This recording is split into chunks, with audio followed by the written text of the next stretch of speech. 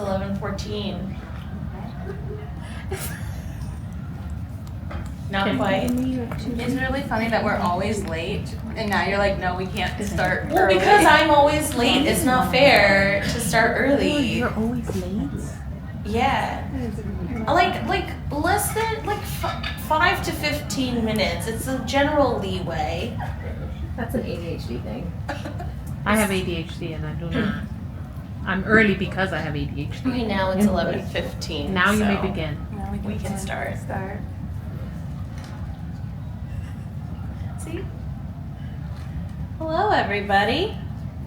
Hi. Welcome to Enchanticon. Day 1. So we're still all fresh, right? Yeah. Yeah. Minus the sweating. It's hot I in this building. have not. I have maintained a very slow pace of movement, and it is doing me well. Bright suns and rising moons, fellow droids. Welcome to Not the Droids Podcast Live. I'm Mayuri. And I'm Danny.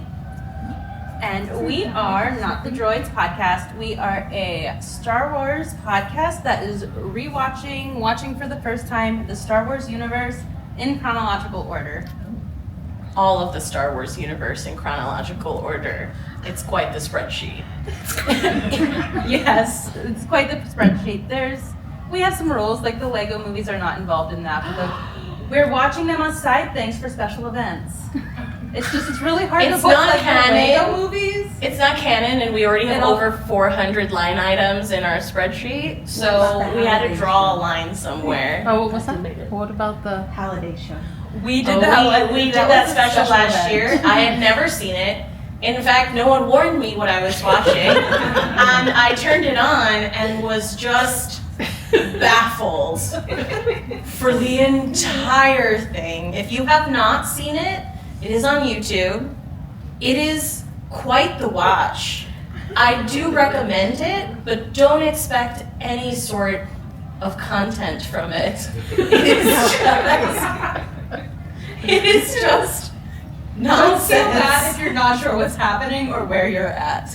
I was watching it and I was like, this can't be a movie that they made. No, it was a made-for-TV television special. So, like we said, we're going through what we can go through. I am pretty new. My name's Mayuri again. I'm pretty new to the Star Wars fandom. I remember I was in high school when episodes 1, 2, and 3 came out. I was not at all interested in Star Wars then, and it is famous among my friends that I actually went to the movie theater for the third one, and during that famous volcanic scene, I fell asleep. And I was sleeping across the chairs while my friends were like in dire straits. And so during the pandemic, I revisited because I really do like the newer trilogy. I'm a big Adam Driver fan, and so I was like, I'll watch these. And since then, I've gotten into fandom a lot more. So a lot of what we're watching, I'm watching for the first time, as I've only really watched the things that have come out recently. So I have always liked Star Wars. I go through moments of loving and liking and being in and out, but I classify myself as a fan of fandoms. So I delve in a lot of different ones. So most of the stuff we are going through, I have watched. I've only seen episodes from the Clone Wars, and so both this of is a us. hard watch. I tried to watch it a couple of years ago, and I didn't understand what was happening, and so I took a break, which is why it's been really great getting into Star Wars the way we have, because now that I'm going into Clone Wars, I feel like I understand why it's so random, and I like it. We haven't started it yet, so it's going to kick off our season 2 in September with the Clone Wars. My reasoning, it's stupid reasoning, the animation style is just not me. And so that's the only reason I have the it. voiceover that gets me in the episodes. I was like, what are we doing? But my favorite character is Ahsoka, so we're diving in. So we've said that, like, I'm pretty new. Danny's been in the fandom. One of the things, especially with being a fan of the newer trilogy, we have encountered online when I first started Googling it, is just not a fun place to be. So on the podcast, we like to keep things light, breezy, fun, all positivity. All of your opinions are valid, wherever they came from, as long as they're not rooted in As long as they come from a good negativity. place. And reasoning. Like, I will accept if you don't like things, but I need a reason beyond it's not supposed to be that. Yeah. I think a good way to explain our podcast is the first series that we started with was The Young Jedi Adventures, which is made for 2 to 6-year-olds. Yeah. Well, it's amazing because like you go through the list of chronological order, and luckily someone on Reddit had already compiled that for us, and he continues to update it every time new content comes out. But people forget that Young Jedi is canon, and it is set 200 years or whatever they call years prior to episode 1, so it predates even the Acolyte. And so when we were looking at going chronologically, we were like, guess we have to start with this kid's show. God, how terrible. I am not an emotional person. The people in the front row will verify I'm not a crier. I cried at this toddler show. I generally don't love crying and stuff, but I got emotional. I was just like, wow, this is hitting a lot harder than I thought, because it was hard to get into it at first, because I was like, oh, it's a kid's show, like kids shows follow a format, there's always a lesson. But as you're going through, you see the undercurrent thread that they're teaching, and you learn a lot. I will say, And there's a through storyline that is magnificent and beautiful. And if you haven't watched it, even if you don't own toddlers, I mean, aren't they your property until they turn 18? I don't know. I don't have kids. Sorry. So what I was going to say is that starting there is actually a really cool place because they give you a lot of context and information about the Jedi Order and the process of being a Jedi and like what their purpose originally in the galaxy was. These kids are very wholesome. They truly believe like, we're Jedi, we must help people, even if it's not our mission. And so I thought that it actually put some of the decisions that the adults were making as Jedi into context, because I was like, I'm generally a nice person, but sometimes I'm just like, this doesn't make any sense. Why are they doing this? The hardest thing possible. and there's a lot. So like for those that are in the Star Wars universe, there's a lot of Easter eggs. If you are a reader of the High Republic series, we get to see some of our characters from there when they are like young Padawans and younger Yoda, because he's still quite old in the series. Yeah, I was like, how old is this person? I don't understand, because he's still ancient. He's ancient here, and then in 200 years, he's also ancient. I don't get it. But I do love it. So it's a great place to start. We'll always tell people that it's worth the watch, even in the background. It's great background noise. And you need Nubs. If you love a blue furry creature of Star Wars, Nubs is the winner of all the things. That doesn't speak English, really. He speaks Love it, Poobian. What does he speak? Poobian. He's a pooba. He's a pooba. No. Google him. He's adorable. You'll love him. So, this is not an intro panel, as you could tell. We're going right into it. A lot of this that we wanted to do is that Star Wars sometimes feels like daunting, especially like I didn't really get into it until a few years ago, and I was like, I love Rey Skywalker, and I went online and everyone's like, what a horrible character. And I was like, ooh, maybe I can't really say that. And I really love that we're experiencing some of this for the first time. I didn't realize that Star Wars was so old. 48 years. First movie released May 25th, 1977. I'm very biased. I don't watch anything from before 1999. So it is a point of contention all the time. I have not seen a lot of things. So, as you said, it's been around since the 70s. It's inspired a lot of content since. In fact, I'd never seen Star Wars, but I've seen Spaceballs before we started. Spaceballs is amazing. Though. I didn't understand most of the references. I just knew it was funny. Now we're getting it too. And yes, I'm so happy. But the universe itself is very daunting because it's not just movies. It is comic books, it's regular books, it's movies, it's strange movies, like we talked about the holiday special, and then like the TV shows. There's so many TV shows right now. One of the things that like we advocate for is there is no right or wrong way to watch them. Everyone has a preference because everyone has a priority in how to experience the universe, which is where like the watch order becomes a point of contention. But realistically, if something is doing a good enough job in storytelling, you don't need a lot of premise. So if I decided to watch the Obi-Wan series fresh with no context, it is still a good series. You might not get some things, but it is still a great series to watch. The same with The Acolyte. Well, like Mandalorian, there's a lot of people that are fans of The Mandalorian that don't consider themselves Star Wars fans. And we're working on that situation. That is a Pedro situation. But yeah, so like, we always want to stress there's many different things. Danny has started reading the books. High Republic series. I am not a comic book or that sort of person, so the movies and TV are for me. The audiobooks are amazing though. I should try that. But yeah, do you guys have anything specific that you that you like right now that maybe isn't as so mainstream? And why is it Ahsoka? So that's also like a lot of what we're going to watch I have not seen, and since we're going to cover it for So the you haven't seen podcast, Ahsoka? I have not I seen. have chicken cats. The loft cats are very interesting. So cute. A lot of the creatures, when we're going through, we get a lot of creatures in Young Jedi, and I was just like, why is this just a sloth? Like, I don't understand. We really voted that the people that wrote The Young Jedi all have 5-year-olds, and we're like, we need this creature that looks kind of like a dolphin, but it has this, what would you name it? And that's where they get their names. The names are just wild.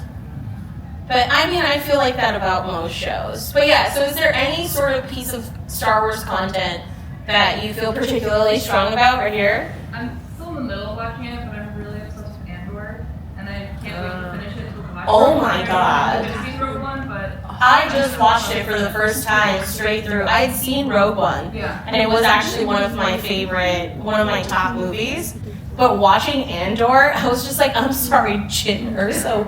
When you finish it, watch Rogue One right after. Right after. I'm like watching it right now, and I'm like waiting for a day off together where we can watch the final episode, then watch. Yes. Rogue One. Yeah. It changes everything. I can't wait.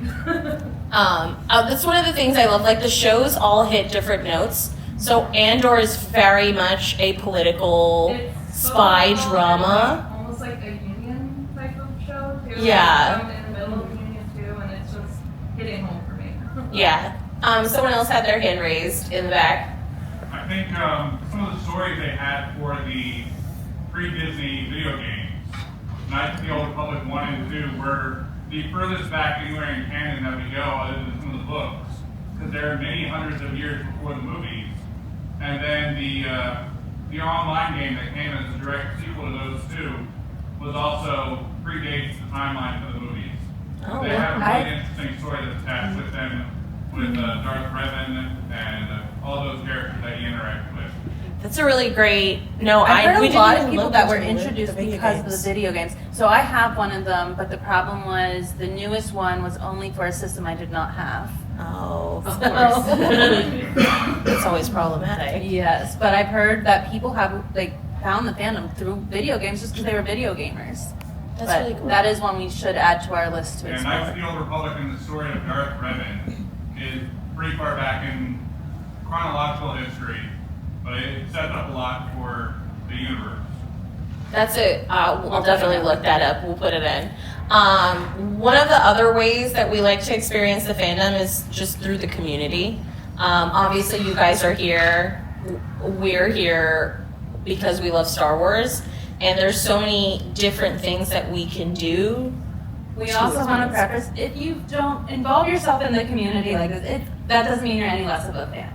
Because you didn't go to an event or join a fandom or choose to avoid the People. people. I think I posted on multiple social media things about like what people would tell fans that are getting into it, and everyone was like, don't post on social media, avoid all the haters. I checked the comments and I was like, legitimately 95% of the comments were like, don't go online.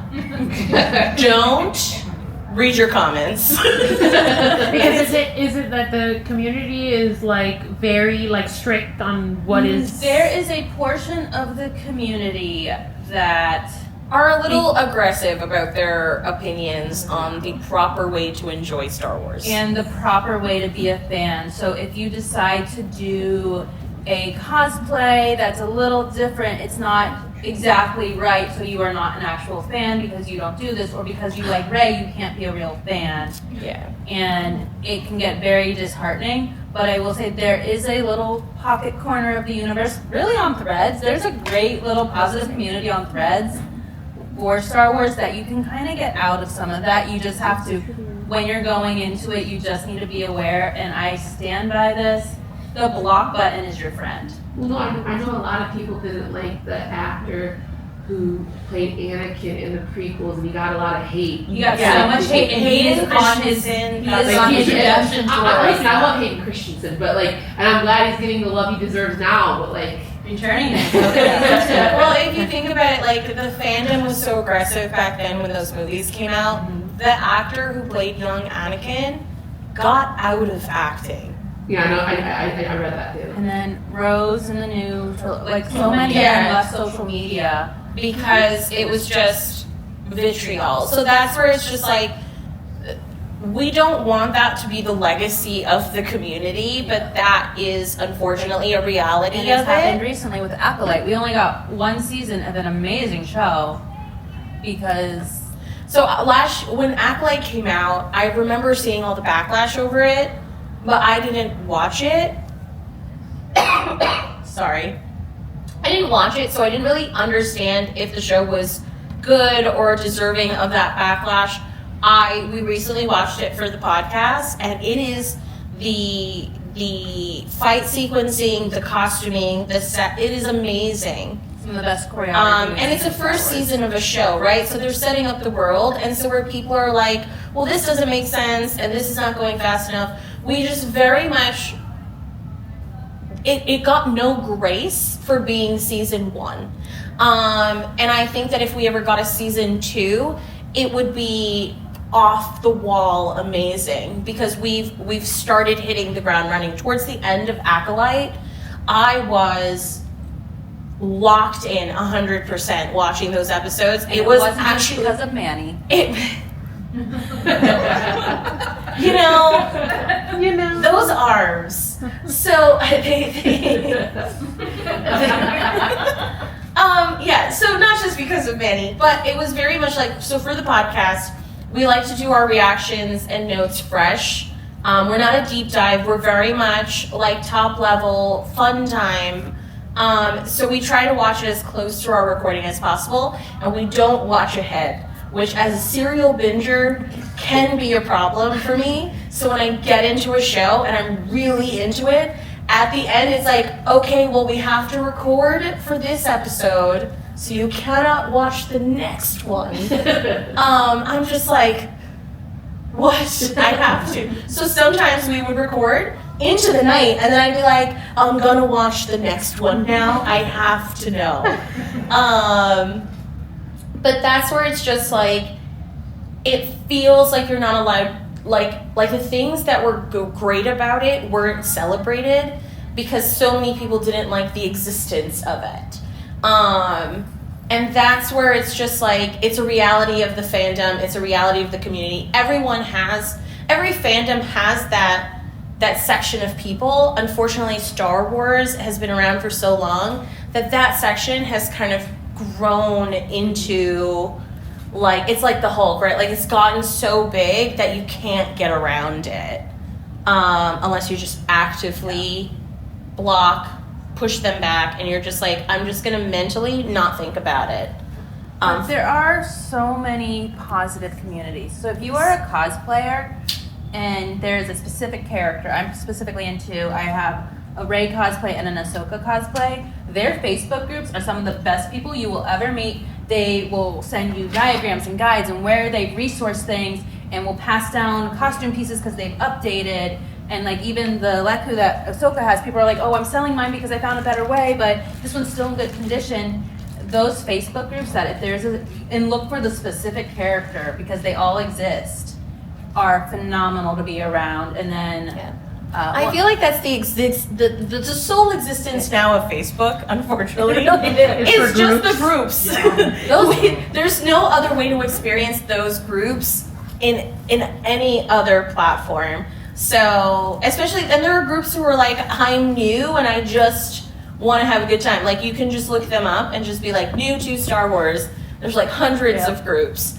And then Ashley Eckstein she's the voice of Ahsoka. And the fandom around her and her character has grown so much that if you're kind of going around that character, you tend to find more positive people because of who she is as a person and how She fosters that community. Yeah, she builds a very positive community through that. Some of the other things, if you are able, there are the 2 parks on either side of the country. So Galaxy's Edge. I went to Galaxy's Edge for the first time in 2021 by myself. I went with my sister and she's like, I don't want to do that stuff. And I was like, cool, I don't want you around me while I do it either. I was like, excuse me, if you cannot accept paying in credits, you gotta leave. It's a really cool experience if you're privileged enough to go. And all of the people that you meet in those spaces, the people who work in the spaces, even like you'll see people taking photos around. I have never felt more comfortable just handing my phone to complete strangers so that I can pose with a lightsaber in front of a ship. I was like, here's my phone, take it. One of the groups that exists that works with the parks is, I always get their name wrong, it's the Galaxy's Edge Discord. And they host lightsaber meetups after park close, and they coordinate with both coasts. And so then our next one's in August for, I think it's opening of Galaxy's Edge East. But they celebrate all this, so they do a Life Day event. They do an Ahsoka day because Ashley Eckstein usually comes out to the parks for that. One of the coolest experiences is just, it's now grown that it's like thousands of people with lightsabers hanging out in the parks. Yeah, taking photos. I have not been able to go, but it's not for lack of trying. It's like every time I can go, it's like one day off or something, but it is a bucket list item of mine because, as you know, you're here at Enchanticon, being in spaces where other people like something the same as you just makes you feel so much more comfortable. And running around with a lightsaber is maybe awkward flying on planes and airports and things, but like once you get there, you're like, hey, I'm here. So cons are a great place. If you're ever looking for specific members, I use a website called RosterCon. If you don't know about it, it kind of keeps track of every con, all the attendees, all the locations. And so, like, if I very specifically want to see Sam, what's his last name? Sam Witwer. Whatever. I just saw his face. So say I want to see Sam Witwer, and I'm like, I will plan my con schedule based off of if I can see him this year. All you have to do is search his name, and it will come up with his past cons, upcoming cons. I think it's really cool so that you can find out if there are spaces for you coming up near you. And when new actors join the con circuit. So like only recently has Hayden Christensen joined the con circuit. Mm-hmm. Now he's going everywhere. Yeah. But you can't 5 years ago you can find him. That's I think it's because he got so much hate, and then that's what I'm saying. They applauded him at Star Wars Celebration. I was 5 feet from him.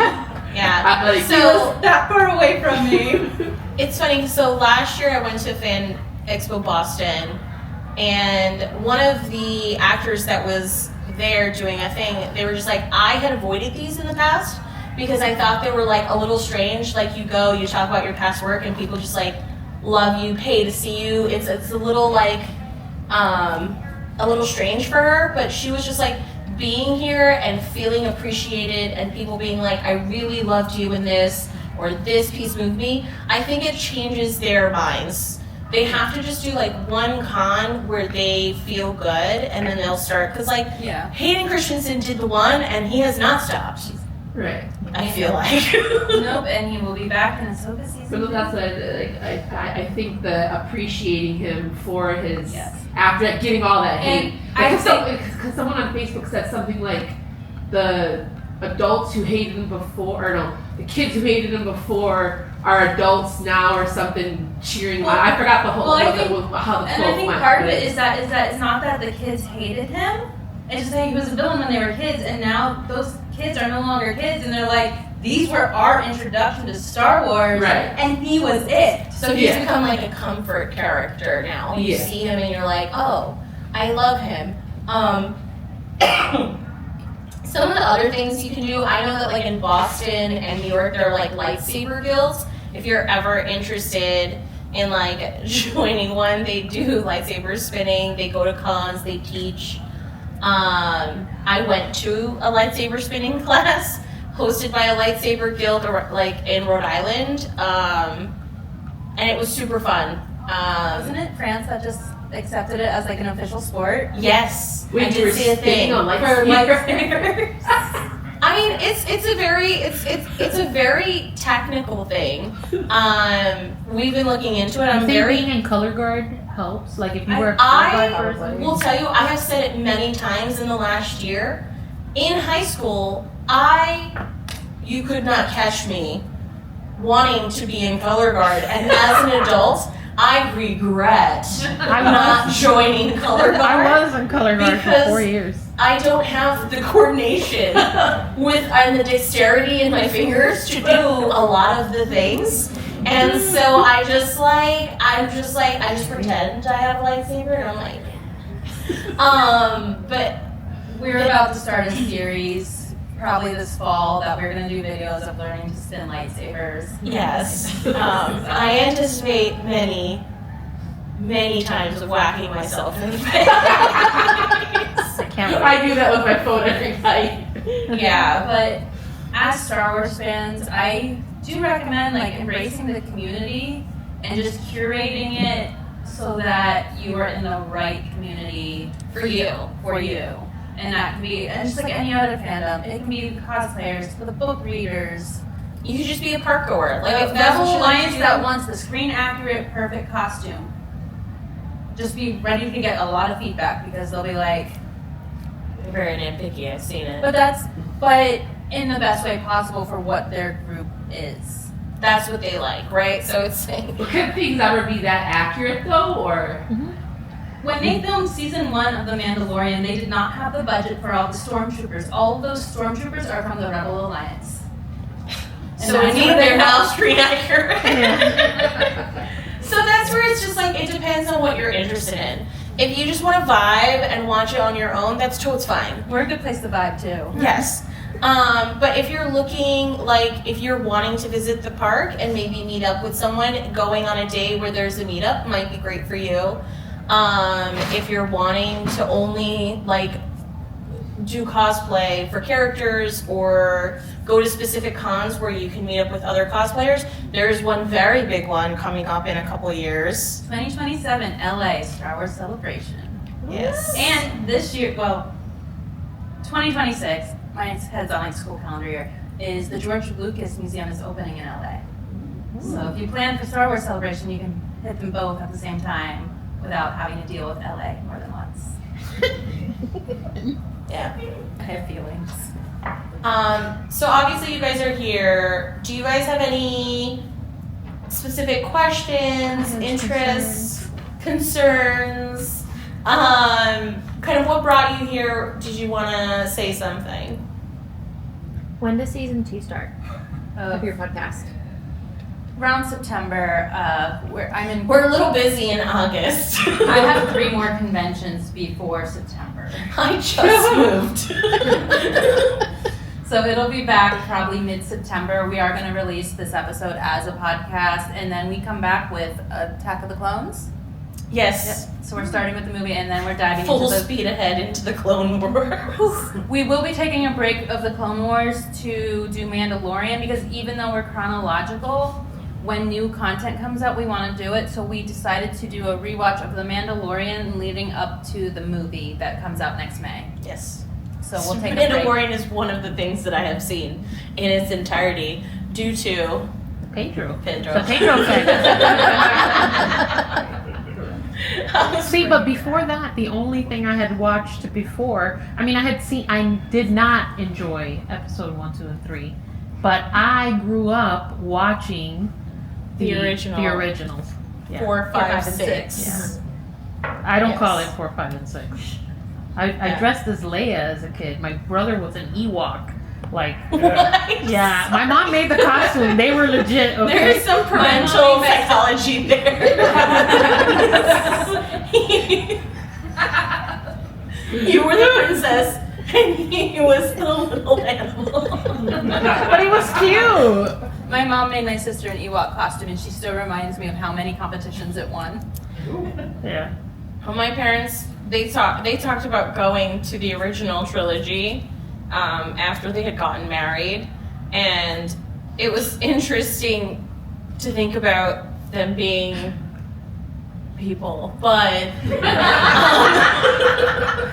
I don't know why I didn't think about them going to like the movies that came out in the 70s and 80s. So I had seen a few of the movies, but not like really, because I did not enjoy episode 1, 2, and 3, but I watched the originals, and when The Mandalorian came out, I was like, all right, I'll watch this. So sometimes, and I also don't dissuade people. And I like, enjoyed Ahsoka too. I I fell in love with watched, the chicken I cats. watched 6, 7, 8, 9 because of Adam Driver. I was like, I like Adam Driver. I'll go watch this movie. And I was watching it, and I was like, what is this fandom that I have been avoiding my whole life? Hey, want to join a podcast? And I was like, I kind of love it. So that's where it's like every time I watch something, I get more and more excited about the fandom as a whole, and getting more context. So we're watching things chronologically. So there is naturally a bunch of context that I'm not getting because I haven't seen the future works, but I'm enjoying it all the same. Which just speaks to what I said in the beginning. It doesn't matter where you start or what you want to do, you can just go for it. And if you only want to watch The Mandalorian, only watch The Mandalorian. We won't judge you unless you're Paula. Who's a very good friend of this podcast, by the way. But yeah, we invite you, like I said, if you're looking for like something to listen to that's positive and fun and just kind of goes over the basic reactions we've had, that's what the podcast is. There are many podcasts on Star Wars if you're looking. So if there's something specific you want to hear about, I am sure you'll be able to find it. Reach out to us if you kind of want a starting point. We're more than happy to do a little bit of the legwork on our side. I also have I have a crew of other Star Wars podcasters that we all kind of help each other and bounce each other ideas off each other. So if you're looking for something more specific, and even I believe it's Tales of the Fandom actually talks about with fans of the Star Wars podcast, of like the Star Wars fandom on their podcast. And that's like that's just what they are. But and if you want to find us, so I'm Danny again. You can find me on Magical Adventures, MAGICELLE Adventures on all the things. Again, I'm May Yuri. You can find me as at Mercurial Conjurer. Don't laugh. I don't know how to spell that half the time. I changed it this year because it used to just be my name, and I realized I needed to make it a little bit more ambiguous. But I'm at Mercurial Conjurer and on all the things as well, except for Twitter, very specifically. The podcast is at Not the Droids Pod on everything. So we do release video podcasts on Spotify and YouTube, or you can do audio through all the other apps And then I want you to remember, we're not the droids you're looking for. But we're the droids you're gonna get.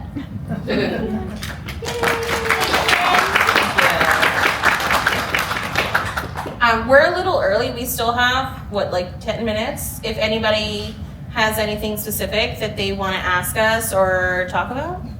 We also have stickers. I don't. We have stickers. Yeah, I don't have ribbons. I have stickers.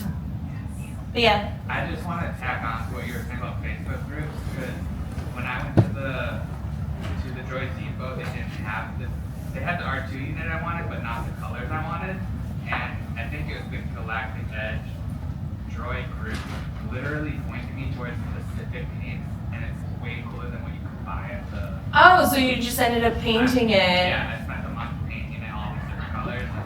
It's so much fun. That's awesome. I did Droid Depot. I built my nephew. He was really into the color red. And I built an entirely red R2 unit, which looked evil. I was like, cool. And I sent it off to him. And that was when he was like 2 or 3. And every now and then I'll like see, my sister will send me a video because she's like, I wanted to throw this away. But he was like, oh, I love it. And they still play with it. It has lasted a pretty long time. The experiences at Galaxy's Edge, I've done them both. I really like them if you can kind of immerse yourself into the experience. If not, the lightsaber experience is a little cringe if you're not like, I am a Jedi. I'm in this. What you need to do with that one is if there is a very overly excited 7-year-old, it is the best experience because that's what happened to me, and this kid was just like, because he thinks everything's real too. Everything was. It was the best experience because of watching the kids that were in there with me. Yeah. I made the mistake of taking my mom, who was not into the experience. Hi. So I actually took my boyfriend to Galaxy's Edge in Orlando 2 years ago, and we did the workshop for the lightsaber. And to me, he made me watch the movie, so I kind of understood what was going on before it. And he was that 7-year-old, even though we're like mid-30s. And I just had a moment of like, I healed his inner child. He was so excited. He and my dad started fighting with the sabers after we got them. Guilty. I actually keep mine in my apartment, and I'm sure my neighbors, I live in Boston, so I could touch their house. They're that close. I'm sure when they look over in the middle of the night and my lights are on, and they're like, wonder what this person is doing. I'm just playing with the lightsaber. I'm trying to figure out how hard I can hit it before, and the noise to happen. Because sometimes if you hit it too lightly, it doesn't happen. I will say, if you're wanting to spin, do not use the Disney sabers. Their hilts are too big and heavy, and they're not well balanced. And there's a bunch of other saber creators that do a lot better with a hilt. Yeah, it's more smoother, it's more balanced weight-wise, so it's not bottom heavy with an LED light on top. I will also say, an acrylic dowel from anywhere, a hardware store, also works really well. You can find like a width, a thickness that works for your size hand, and like play with the weight a little bit. So you can do an acrylic dowel, a wooden dowel. It's like a fun place to start. Without destroying and not cheap lightsaber. And sometimes the lightsabers, they feel a little pricey. So sometimes just like a wooden stick is a great place to start. You can decorate it with like washi tape or duct tape so that it has like that hilt feel. That is where I will probably start. I'll decorate a dowel to use for lightsaber spinning. I have already warned my roommate where I just moved. I was like, we have a large living room. I will be learning. So I'll have to put away some of our Legos before we start. But yeah, so no, it's one of those things, if you have the capacity to go to the parks and you know what, you don't even have to be a big fan, you just have to know what Star Wars is. I feel like it's a magical kind of place, those immersive lands. And even just like going to the bar, they don't ask you for dollars, they'll ask you in credits. and I'm just kind of like, we're doing it. Yes, sure. And they have the app, and you can do the bounty hunter games while in line. So there's like a lot of interactive things. If you are like me previously, I've only really done conventions that are like multi-fandom. Star Wars Celebration is wild. Oh yeah, Danny went this year. Maddie and I went to Japan for Star Wars Celebration, and it was one of my favorite experiences ever. And since it's in LA next year, what is cheers. the like? What is like? How often do they do that? Because every 2 years. It's every 2 years. I thought there was a year where they did it twice in a row, but So it's every 2 years. It's phenomenal. It is put on by like the Star Wars group. So it's all the actors that come out. They have a great way of doing it is that they have this main stage in like the marketplace area almost. And if there was a panel that day, most likely that actor will end up on there, which is how I accidentally ended up 5 feet from Hayden Christensen. It's because I was like, oh, this is a cool thing. Well, because they were like doing like an opening ceremony because it's their streaming panel. So I was like, oh, I'm up, I'm here, I'm gonna like play. They got a free little Hasbro lightsaber for the video. She's so mad about that. I was in a panel. I was in a panel and she gets a free he just lightsaber. walks out on stage and I'm like standing there going, what is life right now? Yeah, I do really like for cons, like fandom specific cons can be super fun because they'll do things that a normal con won't, and sometimes they'll I be able to bring pre-screened out. Andor season 2 episode 1 2 weeks before it dropped. You're welcome. She had the ticket, but she had never seen hadn't seen season it 1. yet, But yeah, so it's one of those things. And again, if for you it's better to just like live in the TV shows and movies and stuff, you don't have to do any of this other stuff. But you're at a con, so we're assuming you like conventions. Yeah.